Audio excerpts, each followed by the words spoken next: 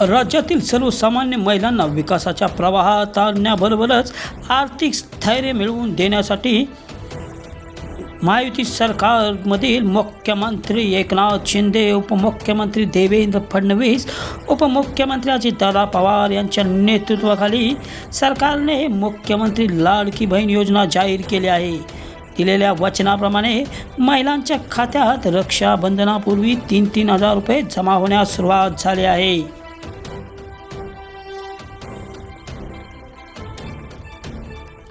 आज सातारा शहरात मुख्यमंत्री व दोन्ही उपमुख्यमंत्र्यांच्या विशेष उपस्थितीत या लाडक्या बहीण योजनेचा शुभारंभ होणार असून त्याकरता कोरेगाव शहराच्या लोकप्रिय नगराध्यक्षा दीपाली बर्गे, कार्यक्षम नगरसेविका शीतल बर्गे, वनमालाताई बर्गे, संजीवनी बर्गे, भाजपा तालुकाध्यक्षा उज्ज्वला बर्गे, भाजपा महिला मोर्चा तालुका उपाध्यक्षा सुषमा चव्हाण, भाजपा तालुका महिला मोर्चा सरचिटणीस व सोशल मीडिया प्रमुख वैशाली गायकवाड यांच्या नेतृत्वाखाली शेकडो महिलांना घेऊन गाड्यांचा ताफा साताऱ्याकडे रवाना झाला।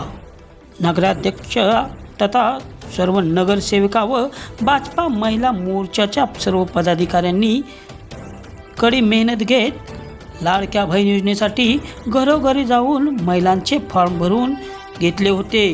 त्यानुसार कोरेगाव शहरात हजारो महिलांना या योजनेचा लाभ मिळाला आहे।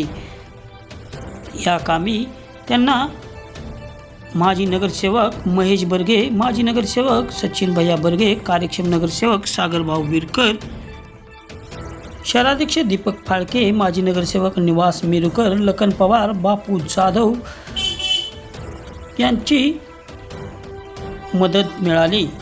नामदार महेशदादा शिंदे, डॉक्टर सौ प्रियाताई महेश शिंदे, डॉक्टर अरुणाताई बर्गे, युवा विकास आघाडीचे नेते राजाभाऊ बर्गे, राहुलदादा बर्गे, सुनील खत्री, युवा उद्योजक संतोष काका बर्गे यांच्या मार्गदर्शक सूचनेनुसार सर्व महिला साताऱ्याकडे रवाना झाल्या।